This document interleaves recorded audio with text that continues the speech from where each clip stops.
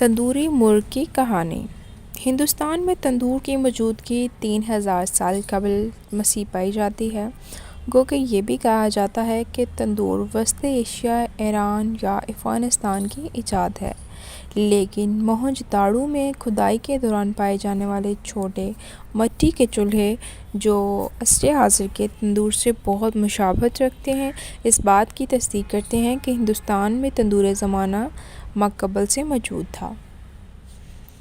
فارسی کی ایک لغت میں تندور کو 6000 سال قبل کی دریافت بتایا گیا۔ المختصر، تندور کسی ایک ملک کی ملکیت نہیں، بلکہ کئی ممالک کی تاریخ کا حصہ ہے اور دنیا کے ہر حصے میں کسی نہ کسی شکل میں پایا جاتا ہے۔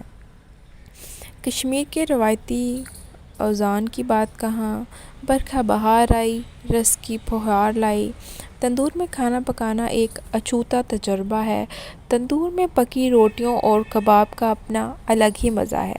پہلے پہل تندور صرف روٹی بنانے کے کام میں آتا تھا، لیکن آہستہ آہستہ تندور کا کام بڑھتا گیا اور وہ مزیدار گوشت، مرغ مچھلی کے کبابوں کے علاوہ سبزیوں کو مختلف طریقوں سے بنانے کے کام آنے لگا۔ تندوری چکن اور روسٹڈ چکن میں آنچ اور چولہے کا فرق زیادہ۔ دھوئیں کی ہلکی ہلکی مہک ان کھانوں کی جان ہے۔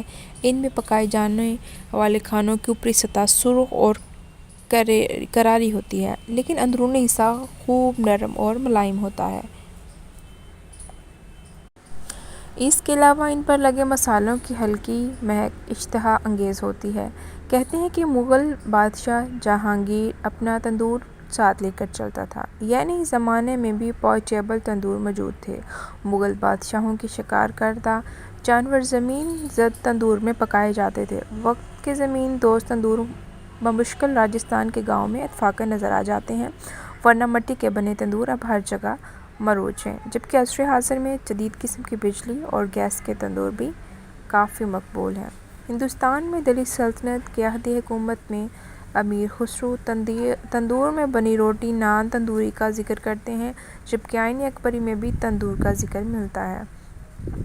16ویں صدی کے وسط میں گرو نانک نے سکھ مذہب کی بنیاد رکھی اور نسل و ذات پات کے امتیازات کو مٹانے کے لیے سانجھا چولہا یعنی مشترک چولہے کو فروغ دیا۔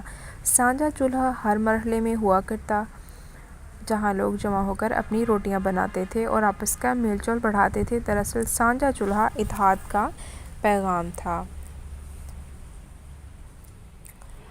انگریز تندوری کھانوں کے شوقین نہیں تھے، لیکن ہندوستان کی آزادی کے بعد پنجاب سے آنے والے پناہ گزینوں نے دلی کو ایک نیا تحفہ تندوری کھانا دیا، جو آج دنیا بھر میں اپنی شہرت رکھتا ہے۔ وقت کے ساتھ ساتھ تندور میں روٹی کے علاوہ کباب اور دوسرے سالن بھی بنائے جانے لگے۔ پشاور سے آنے والے کندن لال گجرال نے دہلی کے دریا گنج علاقے میں مین موتی محل نام کا ریستوران شروع کیا، جہاں صرف اور صرف تندوری کھانا بنایا جاتا تھا اور تندوری مرغ انہی کا خاصہ تھا۔ ان کے ہوتے ایک ملاقات کے دوران تندوری مرغ کی ابتدا کا دلچسپ قصہ بیان کیا۔ تقسیم ہند سے قبل کندلال پشاور کے ایک چھوٹے سے ریستوران میں بطور باورچی کام کیا کرتے تھے۔ ایک دن مالک کی فرمائش پر ایک نئے قسم کا مرغ تیار کیا، جو ہلکے مصالحوں کے ساتھ اور بغیر روغن کے تندور میں سینکا گیا، جو بہت لذیذ تھا، اور یہ خوان تندوری مرغ کے نام سے ریستوران کے کھانوں کی فہرست میں شامل ہو گیا۔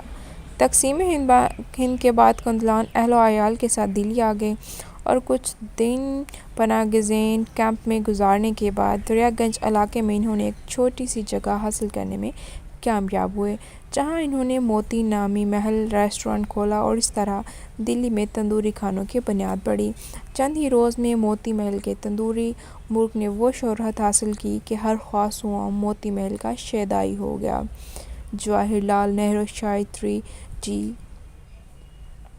جس نے موتی روح کا نہ کیا ہو۔ تندوری مرغ پکانے کی ترکیب یہ ہے: مرغ 600 یا 700 گرام کھال اتارا ہوا ہو، لیموں کا رس 1.5 کھانے کا چمچ، پسی ہوئی لال مرچ 1 چائے کا چمچ، نمک 1 چائے کا چمچ، 2 دہی آدھی پیالی، پسا ہوا لہسن 1 کھانے کا چمچ، ادرک 1 کھانے کا چمچ، کالا نمک نصف چائے کا چمچ، گرم مسالہ 1 چائے کا چمچ، کسوری میتھی نصف چائے کا چمچ۔